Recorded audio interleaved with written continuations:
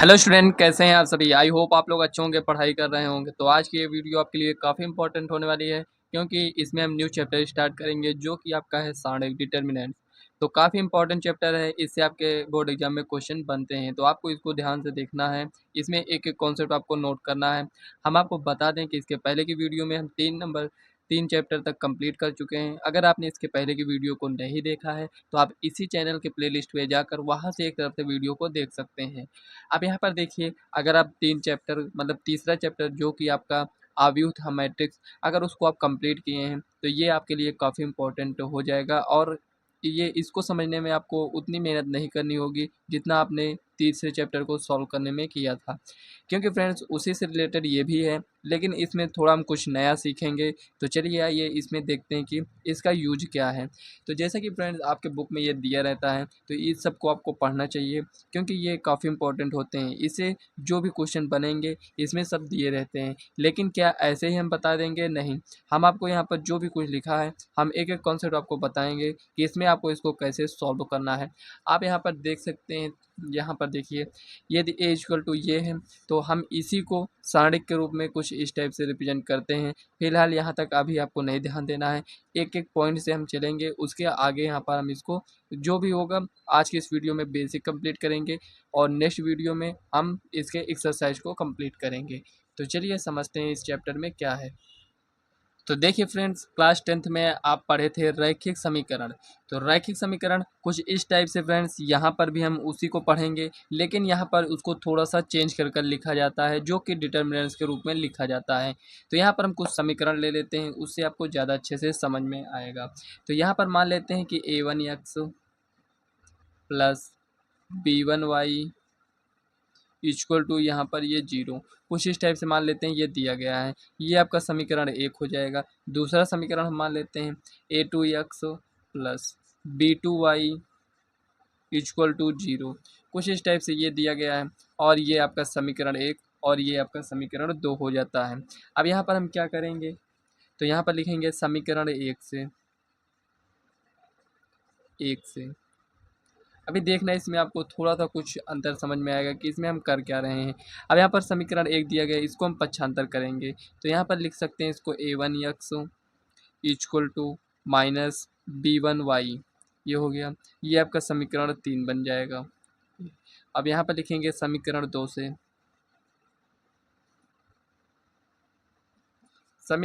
से, तो यहाँ पर क्या होगा, a2x equal to minus b2y, ये हो गया।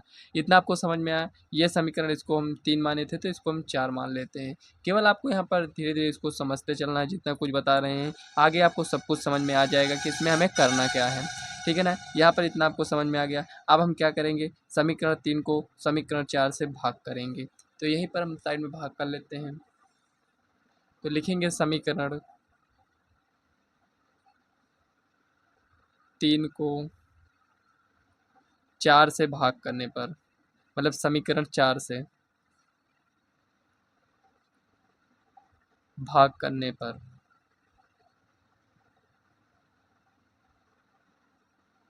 अब यहाँ पर देखिए आप भाग करेंगे तो कितना हो जाएगा, तो आप कहेंगे a1x upon a2x equal to minus b1y बटे में माइनस b2y, यही होगा। अब यहाँ पर आप देख सकते हैं x से x कैंसिल, y से y कैंसिल, तो इसको आप कैंसिल कर दीजिए। तो यहाँ पर ये बनेगा a1 upon a2 equal to minus से माइनस कैंसिल, यहाँ पर ये बनेगा b1 अपॉन b2। अब इसको आप आगे सॉल्व करिए, तो यहाँ पर ये हो जाएगा a1 b2, इधर गुणा करेंगे, इसको इस साइड करेंगे, तो यहाँ पर ये हो जाएगा a2 b1, ये हो जाएगा। अब यहाँ पर देखिए इसको हम इस साइड लेकर आते हैं, तो ये a1 b2 minus a2 b1 equal to 0। अब यहाँ पर देखिए ये कुछ इस टाइप से आ चुका है। अब इसी को हम क्या करेंगे, सारणिक के रूप में लिखेंगे। अब इसको हम सारणिक के रूप में कैसे लिखेंगे, यहाँ पर इसको आप समझ लीजिए। देखिए जैसे इसको हमको लिखना है यहाँ पर, तो सारणिक के रूप में लिखेंगे a1 अपॉन, एक मिनट, यहाँ पर लिखेंगे a1 a2 b1 b2, ये अपॉन नहीं रहेगा, ठीक है ना, ये कुछ इस टाइप से लिखेंगे। अब देखिए सारणिक में इस टाइप से आपको क्वेश्चन दिया रहेगा, तो यहाँ पर इसको हम डिटर्मिनेंट्स मान लेते हैं। ये सारणिक ए है तो इसको हम ऐसे भी लिख सकते हैं, या फिर डेल है।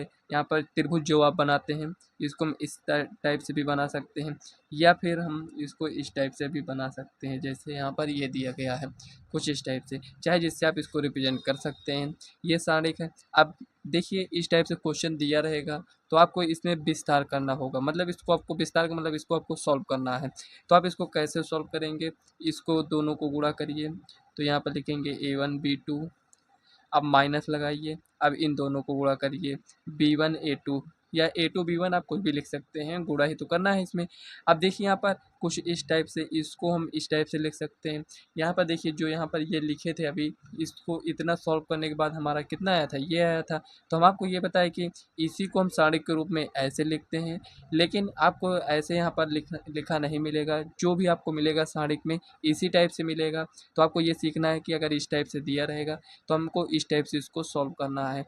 तो यहाँ पर कोई संख्या आप ले लीजिए, हो सकता है आप रिलेट ना कर पा रहे हों। तो यहाँ पर मान लेते हैं 2 3, और यहाँ पर मान लेते हैं 4 - 6, ठीक है ना, ऐसे मान लेते हैं एग्जाम्पल।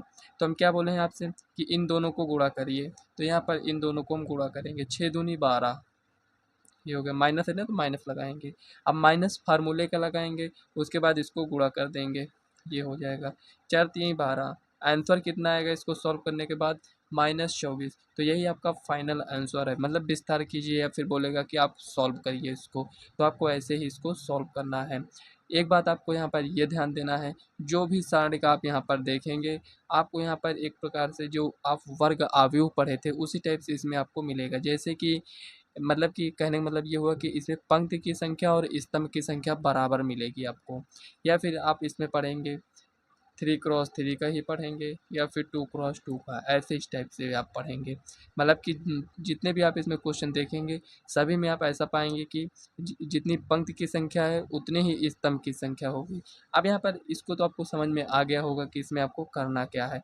ये कितने कोटि का था, ये 2 × 2 का था, ठीक है ना, ये 2 × 2 का था। तो 2 × 2 का अगर आपको सॉल्व करने के लिए दे दिया जाए तो आप कैसे सॉल्व करेंगे, इसी टाइप से आप इसको सॉल्व करेंगे। अब देखिए फ्रेंड्स, आप सीख चुके हैं कि अगर हमें 2 × 2 का मिल गया तो हम कैसे इसको सॉल्व करेंगे। आपसे ये बोलेगा कि जैसे यहाँ पर हम आपको एक क्वेश्चन दे रहे हैं, इसका आंसर आपको कमेंट बॉक्स में देना है। जैसे मान लेते हैं यहाँ पर 5 है, यहाँ पर 3 है, यहाँ पर 4 है, और यहाँ पर ये 0 है, ठीक है ना। इसका आंसर आपको कमेंट बॉक्स में देना है कि इसका आंसर क्या होगा, ठीक है ना। सभी स्टूडेंट को कमेंट करना है कि मतलब कि ये जो आप सॉल्व करेंगे इसका आंसर क्या आने वाला है। ये 2 × 2 का था, अगर 3 × 3 का होगा तो उसको हम कैसे सॉल्व करेंगे, तो चलिए आइए उसको सीखते हैं। तो देखिए फ्रेंड्स, आपको यहाँ पर एक बात ये भी ध्यान देना है कि जितना आपके एक्सरसाइज में है उतना ही यहाँ पर हम आपको बता रहे हैं। कोई भी अलग से यहाँ पर आपको हम कुछ भी नहीं बताएंगे, जितना यूज होगा उतना ही हम आपको बता रहे हैं। तो आपको जो भी कुछ बताएं हम आपको, उसको आपको ध्यान से समझना है। जैसे मान लेते हैं यहाँ पर ये सारणी दिया गया A1 A2 A3 B1 B2 C1 C2 C3। यहाँ पर ये कुछ इस टाइप से है। देखिए अगर ये आव्यूह के रूप में लिखा है और आपको सारणिक के रूप में इसको चेंज करना है, तो बस यहाँ पर ये आव्यूह के रूप में लिखा होगा, तो ये कुछ इस टाइप से ऐसे यहाँ पर लिखा होगा। ये आव्यूह के रूप में आप इसी तरह लिखते थे, लेकिन जैसे इसको हम सारणिक के रूप में चेंज करते हैं, आपको ऐसे यहाँ पर लगाना है और इसको आपको हटा देना है यहाँ से। ये आपका साइन है, ऐसे यहाँ पर इसको आपको समझना है। इस टाइप से लिखा रहे, समझ लीजिए ये सारणिक दिया गया है। तो यहाँ पर ये कुछ स्टूडेंट यही नहीं समझ पाते हैं कि यहाँ पर ये सारणिक दिया गया है कि आव्यूह। तो अब आपको समझ में आ गया होगा कि ये सारणिक है या फिर आव्यूह है। तो यहाँ पर इससे भी आप समझ सकते हैं कि ये क्या दिया गया है, सारणिक। अब 2 × 2 का था तो आपने कैसे सॉल्व किया ये आप सीख चुके हैं। लेकिन अगर यहीं पर 3 × 3 का दे दिया जाए तो आप कैसे सॉल्व करेंगे। तो अगर हम आपसे पूछें कि जो इस टाइप से रहेगा उसको हम क्या बोलेंगे, मतलब कि क्षैतिज। क्षैतिज में ये क्या है आपका R1 होता है, ये क्या होता है R2 होता है, ये क्या होता है R3। इसको आपको याद रखना है कि कौन सा R1 है, कौन सा R2 है, कौन सा R3 है। आप इसके पहले भी सीख चुके हैं। अगर इस टाइप से देखें तो ये आपका C1 है, ये आपका C2 है, ये C3 है। मतलब ये आपका पंक्ति हो जाएगा, ये आपका स्तंभ, ये रो है, ये कॉलम है, ठीक है ना।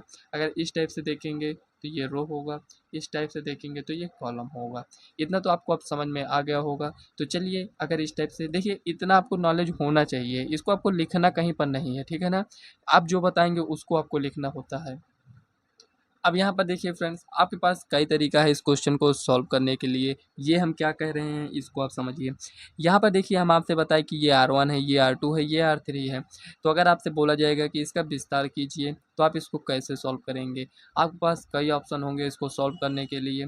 तो यहाँ पर देखिए, या फिर आप R1 से सॉल्व कर सकते हैं, या फिर R2, या फिर R3 से, या फिर C1 से, या C2 से, या C3 से। इतने तरीके हैं आपके पास सॉल्व करने के लिए।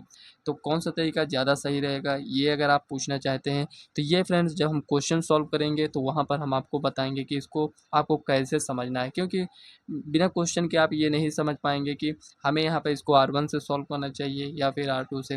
मतलब कि इसे सॉल्व करने से क्या होगा कि हमारा टाइम बच जाएगा। अगर आप ज़्यादा से क्वेश्चन की प्रैक्टिस करेंगे तो आपको खुद ही समझ में आ जाएगा। क्वेश्चन की प्रैक्टिस नहीं करना है तो हम आपको बताएंगे कि यहाँ पर आपको कैसे सॉल्व करना है कि कम समय में आपको क्वेश्चन सॉल्व हो जाए, ठीक है ना। तो ये सब हम आपको एक्सरसाइज सॉल्व करते टाइम बताएंगे। अब यहाँ पर इसको सीख लेते हैं कि इसका विस्तार कैसे करेंगे। तो यहाँ पर देखिए फ्रेंड्स, इसको सॉल्व करने के लिए दिया गया है, तो हम यहाँ पर R1 से सॉल्व करना चाहते हैं। तो यहाँ पर चलिए हम इसको R1 से सॉल्व करते हैं। तो यहाँ पर ये क्या है, A1 है। R1 लिए हैं तो A1 लेंगे यहाँ पर, ठीक है ना। मतलब कि हम R1 से ही सॉल्व कर रहे हैं। तो यहाँ पर आपको ये ध्यान देना है कि -1 लिखेंगे, -1। अब यहाँ पर ये क्या होता है, अब आप कहेंगे कि A11 है, मतलब कि ये तो आप सीखे हैं ना। यहाँ पर जैसे आप आव्यूह में पढ़ रहे थे, तो यहाँ पर ये क्या है, A11 है, ये क्या है, A12 है, A13 है। मतलब कि ये जो यहाँ पर लिखा रहता है, ये I और J, ये क्या बताता है कि ये किस पंक्ति और किस स्तंभ में लिखा है। तो आप देख सकते हैं कि A11 है, मतलब कि यहाँ पर हम क्या करेंगे, 1 + 1 करेंगे, ये हो गया। और उसके बाद यहाँ पर हम क्या लिखेंगे, ये समझिए, ध्यान से समझेंगे सब कुछ समझ में आएगा। अब देखिए A1 लिए हैं, तो इसके सामने का जो भी आएगा इसको आप छोड़ दीजिए, इसको भी हटा दीजिए, इसको भी। बचा क्या, ये इतना बचा, तो हम इसको लिख लेंगे B2 C2, B3 C3, ये हो गया। क्या करते हैं स्टूडेंट, ध्यान से समझते नहीं, उसके बाद उनको टफ लगने लगता है कि इसमें कैसे सॉल्व किया गया है। कुछ नहीं, लेकिन समझते नहीं हैं, इसलिए यहाँ पर थोड़ी सी उनको प्रॉब्लम होती है जब वो क्वेश्चन को सॉल्व करते हैं। आपको ऐसा नहीं करना है। अब यहाँ पर देखिए A1 सॉल्व कर चुके हैं। अब R1 से हम सॉल्व कर रहे हैं, ऐसा नहीं है कि हम यहाँ पर A2 लेंगे, तो ये आपका C1 हो जाएगा। तो यहाँ पर R1 से सॉल्व कर रहे हैं, तो यहाँ पर लिखेंगे B1, और उसके बाद -1 लिखे थे तो यहाँ पर भी -1 लिखेंगे। ये किस में आ रहा है, A12 में आ रहा है, तो यहाँ पर 1 + 2 लिखेंगे, ये हो जाएगा। और उसके बाद आप क्या लिखेंगे, इसके सामने का जो आ रहा है उसको छोड़कर सबको लिख देंगे। तो इसके सामने यहाँ पर ये पूरा आ जाएगा, मतलब अगर यहाँ से देखें तो ये पूरा आ जाएगा, इधर से देखें तो ये पूरा आ जाएगा। तो मतलब इसको हम छोड़ देंगे, इतने को और इतने को छोड़कर बचा क्या, ये और ये। तो हम कैसे लिखेंगे यहाँ पर, A2 C2 A3 C3, ये हो गया। और उसके बाद यहाँ पर आगे बढ़ते हैं। यहाँ पर ये जो दिया गया है इसमें भी वही लिखेंगे। यहाँ पर लिखेंगे C1 -1, ये क्या है, 1 + 3। और यहाँ पर देखिए इसको हटाएंगे और इसको हटाएंगे, इसके सामने का ये है और इसके सामने का ये इधर है। मतलब कि हम दोनों में देखेंगे, पंक्ति और स्तंभ दोनों में। इसको लिए थे तो यहाँ पर ये स्तंभ है, ये इधर पंक्ति है, दोनों को यहाँ पर हटा दिए थे। अब इसमें आते हैं, इधर इसको हटाएंगे, इधर इसको, तो बचा क्या, ये इतना बचा है। तो इसी को यहाँ पर साइड में लिख लेंगे, A2 B2 A3 B3, ये हो गया। यहाँ पर देखिए अब आपका क्वेश्चन सॉल्व हो चुका है। इसी को सॉल्व करना है, कैसे सॉल्व करेंगे आइए यहाँ पर इसको हम समझते हैं। देखिए 1 + 1 कितना आया, 2, मतलब कि सम संख्या। जब सम संख्या आएगा तो ये माइनस गायब हो जाएगा, मतलब हट जाएगा। तो यहाँ पर लिखेंगे, अब इसको हमें सॉल्व करने की आवश्यकता है, तो इसको गुणा करेंगे, जो कि आप 2 × 2 में सीख चुके हैं। तो C3 - B3 C2, ये हो जाएगा। अब यहाँ पर देखिए विषम संख्या है, तो यहाँ पर ये माइनस रहेगा, तो यहाँ पर लिखेंगे -B1, और यहाँ पर ये हो जाएगा A2 C3 -A3 C2, ये हो जाएगा। अब उसके बाद यहाँ पर आते हैं, यहाँ पर ये क्या हो जाएगा, जोड़ने के बाद सम संख्या, मतलब कि ये माइनस हट जाएगा। तो यहाँ पर हम क्या लिखेंगे, +C1, और उसके बाद इसको हम सॉल्व करेंगे। तो यहाँ पर A2 और B3 -A3 B2, ये हो जाएगा। देखिए फ्रेंड्स, क्वेश्चन को सॉल्व करने के लिए हम क्या किए हैं, यही आपका फाइनल आंसर है ये। यही आपका फाइनल आंसर हो जाएगा। ऐसा क्यों यहाँ पर देखिए, अगर आपसे विस्तार करने के लिए बोलेगा तो इसको सॉल्व करने के लिए कह रहा है आपसे, तो इसको कुछ इस टाइप से आपको सॉल्व करना है। हो सकता है आपको ये समझ में आ रहा हो कि ये काफ़ी लेंदी है और इसमें तो हम यही भूल जाएंगे कि इसमें क्या है, बी मतलब B2C3 B3C2 कैसे याद करेंगे इसको। तो हम आपको ये यहाँ पर बताना चाहते हैं कि जितना कुछ भी अभी इतना हम बताएं हैं, इसमें आपको याद करने की आवश्यकता नहीं है। केवल हम आपको इसलिए बता रहे थे कि यहाँ पर आपको ये समझ में आ सके कि यहाँ पर ये सब आया कैसे। अब चलिए यहाँ पर इसको थोड़ा ईजी तरीके से समझ लेते हैं। तो देखिए फ्रेंड्स, जो अभी हम आपको बता रहे थे वो आपको काफ़ी लेंदी लग रहा था, लेकिन फ्रेंड्स सॉल्व उसी तरह हमको करना है, लेकिन थोड़ा सा हमें इसको शॉर्ट में सॉल्व करना है। हम किससे सॉल्व कर रहे थे, यहाँ पर हम R1 से सॉल्व कर रहे थे। तो यहाँ पर आपको एक बात को ये भी ध्यान देना है कि यहाँ पर इसको याद रखना है, ये प्लस, ये माइनस, ये प्लस, ये प्लस है तो यहाँ पर माइनस, ये देखिए माइनस प्लस माइनस। अब यहाँ पर लिखेंगे प्लस माइनस प्लस। अब देखिए इसको याद कैसे रखना है, ध्यान देना है, कोई भी साइन यहाँ पर दो बार नहीं रहेगा। मतलब कि प्लस से स्टार्ट करेंगे और कोई भी साइन मतलब एक साथ नहीं आएगा। जैसे माइनस यहाँ पर है तो माइनस यहाँ पर नहीं आएगा, ठीक है ना। इस टाइप से आप इसको याद कर सकते हैं। या फिर ऐसे देखिए plus minus plus minus plus minus plus minus plus, ये कुछ इस टाइप से। लेकिन ऐसे आपको याद करने की कोई आवश्यकता नहीं है। आपको याद रखना है कि प्लस से स्टार्ट करेंगे और कोई भी साइन एक साथ नहीं आएगा, सेम साइन। जैसे कि माइनस यहाँ पर है तो माइनस यहाँ पर नहीं आना चाहिए, प्लस है तो यहाँ पर प्लस नहीं आना चाहिए, प्लस यहाँ पर है तो यहाँ पर भी प्लस नहीं आना चाहिए, अलग अलग साइन होना चाहिए बस। अब ये क्यों याद करना है, जो भी हम आपको बता रहे थे यहाँ पर कुछ इस टाइप से लिख कर कि -1 है तो यहाँ पर 1 + 1 रहेगा, तो सम संख्या है तो यहाँ पर ये कितना आएगा, प्लस आएगा, मतलब कि पॉजिटिव आएगा। तो वही है फ्रेंड्स, यहाँ पर आपको इसको याद रखना है। जो भी आप प्लस में देख रहे हैं तो यहाँ पर ये सम संख्या आएगा, जो भी आप यहाँ पर माइनस में देख रहे हैं ये एक विषम संख्या आएगा, ठीक है ना। इतना कुछ करने से अच्छा है कि आप उसको याद रखिए। बस ये तो याद हो गया होगा क्योंकि इसमें कुछ याद नहीं करना था। तो चलिए इसका हम विस्तार करते हैं। तो इसको हम विस्तार करेंगे तो यहाँ पर हम R1 से ही कर रहे हैं तो यहाँ पर लिखेंगे A1, ये प्लस में रहेगा तो यहाँ पर प्लस पहले से है। अब देखिए इसको हटाएंगे, उसमें भी यही कर रहे थे, इसको हटाएंगे इसको। अब जो भी बच रहा है यहाँ पर इसको इससे हम गुणा करेंगे तो यहाँ पर ये हो जाएगा B2C3। अब इसको इससे गुणा करेंगे, माइनस होता है आप जानते हैं, तो यहाँ पर लिखेंगे B3C2, ये हो गया। अब यहाँ पर माइनस है तो माइनस लिखेंगे, B1 है तो B1 लिखेंगे। उसके बाद देखिए इसके सामने का इसको हटाएंगे और इसको हटाएंगे, बचा क्या, ये और ये।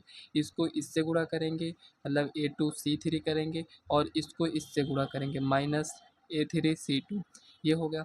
अब उसके बाद यहाँ पर आते हैं, इसमें भी प्लस होगा तो +C1। अब देखिए यहाँ से इसको हटाएंगे और इसको हटाएंगे, इतने को हम सॉल्व करेंगे तो इसको इससे गुणा करेंगे मतलब कि A2B3 माइनस, अब इसको इससे गुणा करेंगे तो A3B2। अब देखिए उसी को हम कितना इजी तरीके से सॉल्व कर लिए हैं। अब इससे इजी नहीं हो सकता है, मतलब कि जो हम 2 स्टेप में उसको सॉल्व किए थे ये अब आपका एक ही स्टेप में सॉल्व हो जाएगा, उतना कुछ आपको लिखने की आवश्यकता नहीं है। तो क्या इस पर एक क्वेश्चन सॉल्व कर लें, जो भी डाउट है वो आपका नहीं रहेगा। तो चलिए यहाँ पर एक क्वेश्चन इसको हम बनाते हैं और उसको हम सॉल्व करते हैं इसी से। तो यहाँ पर देखिए फ्रेंड्स ये क्वेश्चन दिया गया है।